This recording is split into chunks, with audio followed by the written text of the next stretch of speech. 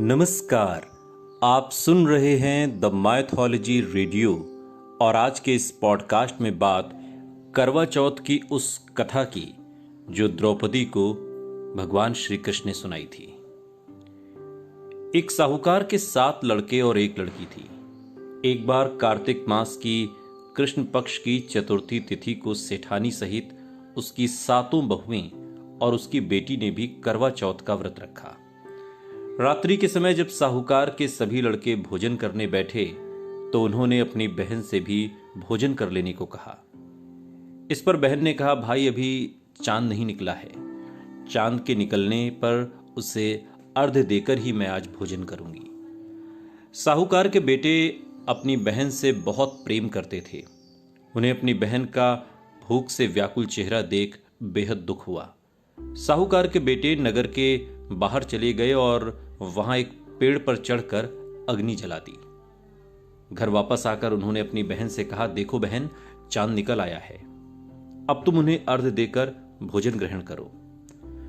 साहूकार की बेटी ने अपनी भाभियों से कहा, देखो चांद निकल आया है, तुम लोग भी अर्घ देकर भोजन कर लो।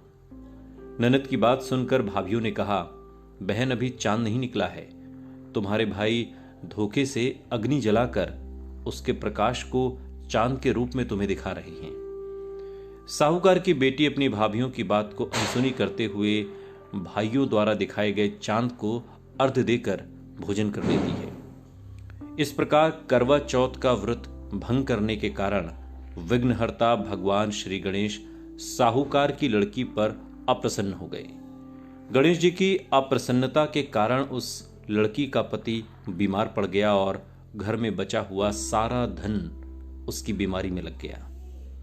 साहूकार की बेटी को जब अपने किए हुए दोषों का पता लगा तो उसे बहुत पश्चाताप हुआ।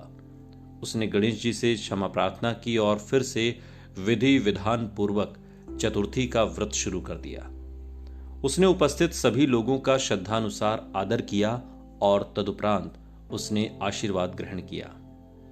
इस प्रकार उस लड़की के श्रद्धा भक्ति को देखकर एक दंत भगवान श्री गणेश जी उस पर प्रसन्न हो गए और उसके पति को जीवन दान प्रदान किया। उसे सभी प्रकार के रोगों से मुक्त करके धन संपत्ति और वैभव से युक्त कर दिया। करवा चौथ माता की सदा ही जय। सुनते रहिए द माइथोलॉजी रेडियो, सुनता है सारा इंडिया।